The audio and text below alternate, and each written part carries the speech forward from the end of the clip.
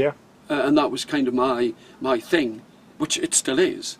You know this thing in England. You either have to be one thing or another. You can't be. Yeah. You know. It's very, very strange. Yeah. So I mean, we'll not go into the contractual thing, but because that could take another day, couldn't it?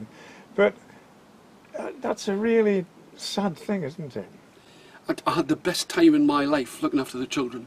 Oh well, and it was the most formative thing that ever happened to me. Yeah. So it was absolutely incredible. How old were the kids then? They're from birth. Yeah. So and how old are they now? 38, 36 and 34. You know, so really? Yeah, I know. I know you can't believe it. Yeah, I cannot believe that. That's amazing. Well, I'm a grandfather as well. You know, I've got like 3 grandchildren. Yeah. You know, and but absolutely the most formative thing that ever happened to me. It got me to be much less self-absorbed, and I think that's a good. That's the thing. I mean, I changed. I think I was. But do you think that sort of works against you in some ways? I would hesitate to suggest that you are one of the people who wants to be a star, in inverted commas, because I don't think that's the way you are.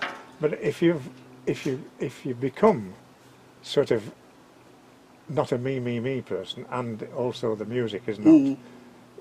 Do you think that takes away a bit of the drive towards the... Well, I've never wanted to be a star. Have you never? No, not at all. Oh. Not at all. I mean, I love performing. It's the music that's the important thing. It is. That's what I think. It's not. That's exactly it. Yeah. That's what I'm trying to get at. But that's the same with you. I mean, you think the song is the most important thing. I mean, it comes across in the way that you play. You know, you're not going like, I'm going to do this song because it's you do that song because you like that song. Yeah. And you're like a cross-genre like player.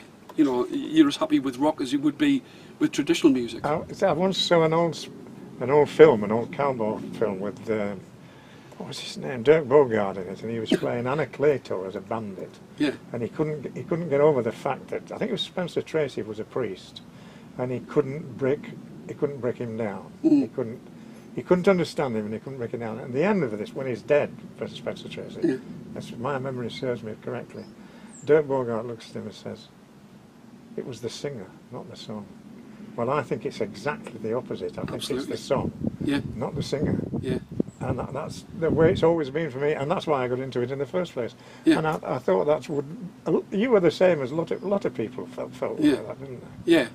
I don't know. I mean, there's nothing better than like looking through old books and old manuscripts, and there is a society, trust me, okay, it's called the Literary and Philosophical Society Library in Newcastle, and it has the most extraordinary collection of traditional songs, and this isn't like an axe to grind, but it's when you hear new performers just regurgitating albums from other people who've gone and done the groundwork. And I like the idea that you're not doing things to be different for difference's own sake. It's because somebody had, out of the goodness of their own mind, composed a song for whatever reason. They'd sung it because it did something for them. It was recorded in manuscript form by, the English Folk Dance and Song Society, or what was it, the Journals of the Folk Song Society, as it used to be from 1899 up until 1914. Wonder why that date came in. But and it meant something to somebody then, so there's no reason why it can't mean something to somebody now. So instead of like the same 12 songs being like regurgitated, I love looking back to the past. And what do you think that the public's opinion of folk music is? Much as I love like Rumbling Sid Rumpo, it's easy to vilify it with a stereotype that people haven't experienced. So they're relying on second-hand information to find out what folk music is. There was a session. Now there's quite a lot of sessions in Newcastle which happen round about sort of like 12 o'clock till 3 o'clock.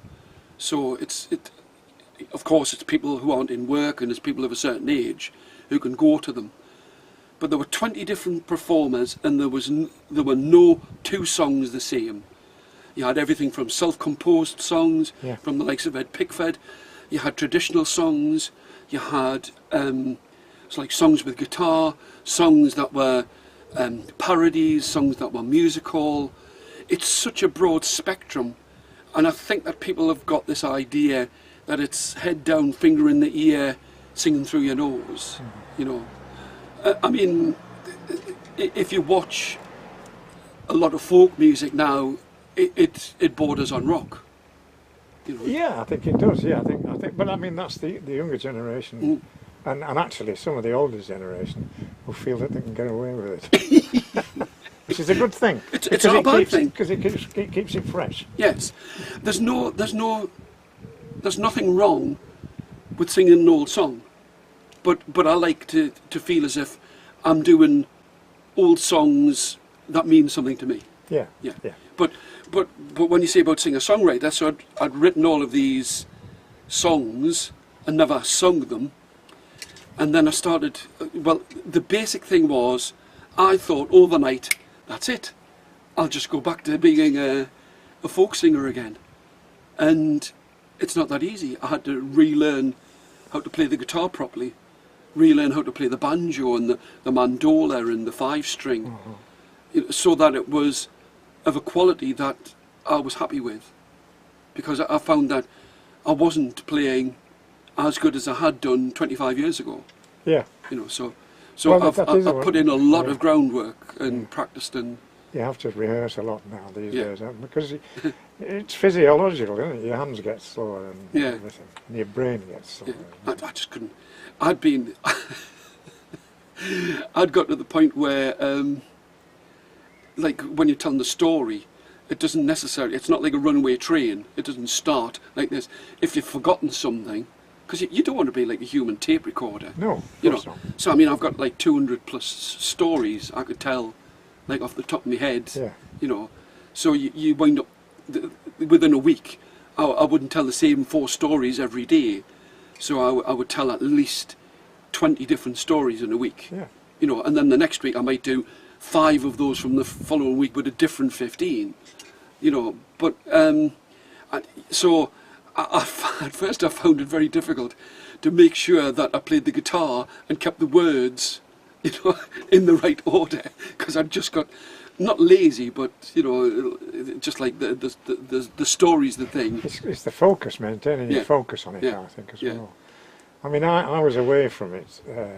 I mean, I did gigs within travelling distance, sort of 50, but by and large for 10 years.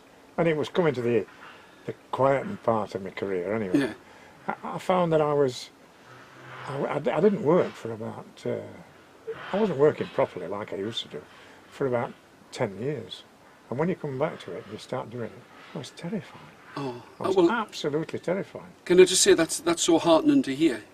You know, I mean, you're one of the premier sort of performers and singers, and I mean your voice. People travel over broken glass to hear. So. Well, that's very kind of you to say so. No, but true. I mean, the first time I saw you was, I think I've told you the story before, but I'm not sure. I saw you in about October of 1972 at Leeds University Folk Club, and at that time, like a sniff of the barmaid's apron would get us drunk. So I'd had like a pint and a half of bitter, you know, because that's what you're supposed to drink. I hate the taste of it, you know. But I was just under the impression, you know, so like, I'm going to drink bitter. So I'd had like about a pint and a half, and just like, I was like so in love with what you were doing. And then I had like another pint and a half, and I was just so drunk that I went back to my hall of residence and cut all the strings of my 5-string, my guitar. I stood on my tin whistle and all the rest of it. I woke up the next morning, like, and it's just, you know, like when you see like a string snap on a cartoon, and it's like, zzz, like this, I look, man, oh my God, what have I done? Because I thought, I could never have been anywhere near. Oh, don't be silly. Don't be silly. But yeah, no, this is an 18-year-old boy. It's very nice of you to say yeah, so. Yeah. But, oh no, but always but want to amaze. I did find that, you know, I mean, a couple of years ago, I just got back into the swing of it, and it's why I prefer doing clubs actually, and smaller venues, because you don't have to sort of terrify yourself before you get on. Right. But I did Towersey when there were sort of 5,000 people sat around in a tent, you know. Yeah. And I'm on after the Spooky Men's Chorale, which Yeah. is, they're brilliant, you know. Yeah. All this, there's about 30 of them, you know. Yeah. And Richard Thompson put it into perspective. He said, it's like going up on stage with a guitar in your hand and no clothes on. Because you feel so naked. Well, I'm pleased. Do you know? I mean, that's a kind of honesty that I like to hear. Because when I went back to try and sing, I thought, well, what can I do? You go to a folk club, and you get one song. That's really that's quite standard. If you go to a folk club to do, you know, on an ordinary night, you get like one song to sing. And I was thinking, like, I need a few more to get like up to speed. So I started going to open mic nights and buskers nights. And my wife Anne said, well, what you could do is you could leave the guitar in the boot, and if you don't feel comfortable, you know, like go in, have a look around, and then you could just like come out and nobody will know that you are wanting to play. She's wise. Yeah, she's very wise. A wise woman. Yeah, and so I went to one which was in Jarrah, and I sort of like thought, oh well, there's nobody here. That's a good start. Like, you know, play to nobody. And Guy Bainbridge, who's just an absolutely fabulous performer, and again in like rock and jazz and sort of like reggae and all kinds of things. Great singer, great player. You could see me like kind of look, and he says, "Do you play?" And quicker than a blink, I went, "Yeah." And he says, "Well, do you want to borrow me guitar?" Well, I play in Dadgad, so I have to bring my own guitar or detune somebody else's. So he said, "Great." So I was like, I'll put you on after me, because there were no other players that turned up. He says, "Do about 5." I was like, I don't know if I can remember all of 5, but I did it and I felt great. And then on that same night, I went to another one, and they said, "Oh, do about 5." So, but I was petrified. Absolutely. It's not who's there, yeah, or how many are there. There's something to do with the fact of getting up again. Yes. Yeah. When you've got out of the habit of it. I also think it's a case of it shows you care. It's Oh, like, absolutely. Yeah, it's not like I can get away with this. I'll do something that I know. So to be honest, that was in March of 2017. This was about a week after I'd seen Tom, and I'd said no, and I thought, that's ridiculous. Of course I can. Of course I can do this. Yeah. I've got, like, you know, I had like 3 CDs worth of like money, like fantastic songs that I could sing. Yeah. You know, and so I sat down and listened to them. Luckily, before I packed the guitar away in the early days of, or the late days of video, I could borrow the school's video, and I videoed myself playing. So I was looking and going, what was I doing there? You know, I could see what key it was in and all the rest of it. So I sat down and relearned like 20 or 30 folk songs. Yeah. And I thought, well, I'm doing, what do you call it, buskers nights and open mic nights. So I learned Holly's songs and Bowie's songs and stuff like this. And I thought, I don't want to do this. I want to do my songs. So I went back and got the cassettes. And now I've got, a last count, about 25. I've just recorded them all end to end. And there's an hour's worth of material, which I'm thrilled with. Yeah. So it's, you know, it's that thing, like with you and with like Archie Fisher, you know, I am not just a traditional singer. You know, I could do a traditional night, I could do a night of just mine, I could do a night of other people's songs. Yes. But I'm very fortunate to have that kind of breadth. I think it's in a state of mind, isn't it? It's because you like, it's not because you dislike other forms of music, you like folk music as a broader spectrum of music, as acoustic music and Yeah, and Yeah. that's fairly important. And what's limited, it's only limited by the fact that if you can do it and it sounds okay on an acoustic guitar, Yes. that's it. That's the argument. Yeah. And quite often it refines the song to It does. to greater sort of. It makes the song have more point, more attack. Have you ever seen Elvis Costello play acoustic guitar? With No, voice? I haven't actually. No. That's something to behold. My epiphany with the guitar was watching Squeeze. Yeah. The two of them, you know, Difford and Tilbrook. Difford and Tilbrook. Yeah. You know, just the two of them at Monterey. Just two guitars. I thought I had never seen the guitar played in that way, and I just thought that's what I'm going to aspire to. And what was the way that they were playing? Can you describe it? It's like instead of playing like a straight block chord, Yeah. like playing like a G, you would be playing a G, then you would go down, and you would instead. I know what it is in Dadgad, but what you'd be doing is you'd be playing like an F sharp and a B against each other. So you'd have like the G chord, and then you'd be doing like a run down. And there's nothing to say that you can't do that within folk music. I mean, I've got to say, I am not sniffy about the way that people play the guitar. You know, you don't have to play it, you know, so that it just sounds like a blur of notes. I go to one in South Shields, the Britannia, and there's a lady there. It's fabulous. She plays like arpeggios in the way that Joan Baez used to play arpeggios. Yeah. It's really effective, you know, and the way that it's played doesn't matter. But you know, you can refine, you know, your own style, and that had a big effect on me. I think, like when I play, I tend to think of the guitar more as a percussive instrument than more a melodic. Yeah, I've had a bit of a sort of. This is probably not.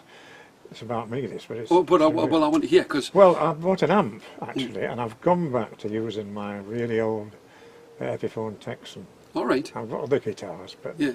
It's because I'm getting a bit of arthritis in these fingers, and it's a narrower fingerboard. Yeah. So, but I've got a pickup on it. I use an amp, just a Busker's amp. It's what sort is it? A Roland. Yeah.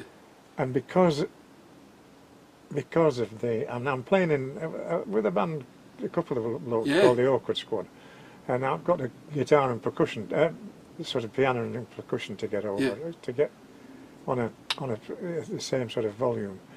And that has revolutioned my guitar playing. Yeah. It's given me another sort of, it hasn't revolutionised it, but it's just given me another bit of it. Because I take great pride in being a rhythm guitar player. Right. Now. You see, I find that really interesting. I've always thought of you, I mean, you've always got almost got like a ragtime kind of pick. Yeah. You know, which I've always loved, which I always thought was like something to aspire to. You know. Because there's like one of my songs called "I'm as famous as my mailman," and as soon as I was playing it in block chords, and I just couldn't get away with it. And then I started thinking, well, how could I play this? And I started playing it, and I smiled because I thought, well, I bet that's the way that Dave Burland would play it. that kind of like ragtimey. Yeah. But you know, I mean, there's people like Tommy Gilfillan. You know, I think is grossly underrated. Oh yes. As a guitar player. Yeah. Because his rhythm is like so rock solid, plus the fact that he's playing like such a strong bass line within jazzy chords, and you know that kind of like rock and bass. Well, we don't see enough of him. No, I saw him the other day. Yeah. Yeah, well, I'm aware he's making a cautious sort of re-entry, I think, yes. but not much of it. Yeah. He's probably got other things on his mind. Because he's knocking on. He's like me. Yeah. Well, it's just like one of those things. It's something that I mean I think we both love. Is the top and bottom of it. We both love it. Absolutely, yeah. And there's nothing that's I don't know. It's just all human life is within folk music. It is. You know? Yeah. I mean, within traditional music, I would say entirely that there isn't an emotion that is left unturned. No. Or unsalted. There's no wound unsalted in folk music. Yeah, it's. I think there's two things here. Is that once you get into it, I think you get into it. It might be worth telling us why you got into it in the first place, into folk music, into traditional music. it's just what everybody was doing. And when you were in a shepherd's hut, you could start singing like an unaccompanied song, and the story. I was quite strange because I used to listen to pop song words, and I knew exactly what the song was about, and people would go, no idea. No idea. You know, like Ruby, Don't Take Your Love to Town. It's quite shocking. Yeah. You know, and it was like being played on rotation almost. Yeah. You know, and Jolene. Yeah. You know, all these songs were being played. I know I've chosen like 2 country versions. But they're story songs, aren't they? But the story songs. Narrative songs. Yeah, which is what they were basically for. Four verses. That's it. And I got into it because I thought this is really strange music, you know. Exactly the same as me. I just thought, I have never heard anything like this. Yeah. You know? And that's great. And that's what's. I always said to some people, you know, once you're into it, you never quite escape it. Yeah. You might get near getting out of it in a way. Yeah. But you can't escape it because it comes back to you. You'll hear something on the radio and you think, yeah, oh, that's just like what you know. But I mean, I get the impression, especially when you had things like Shagpile and things like that, that you had like a rock, you know, a rock and roll. Oh, like, that's what I listened to when I was growing when you were up, younger, you know. and you've come to folk. Whereas sometimes, like people who play folk music, when they come to try and play rock, I mean, me especially, when I play what I think is a rock song of mine, people go, that sounded really folky. And I'm going like, did it? Rats, you know. So I'll be the judge of that. Yeah, yeah. I'm so waiting for like laser beams to be sort of jumping off my, you know, my skin tight Lamy jumpsuit, you know, as I flail the banjo high in the air. I think that sounds really folky to me. Yeah, I did sort of.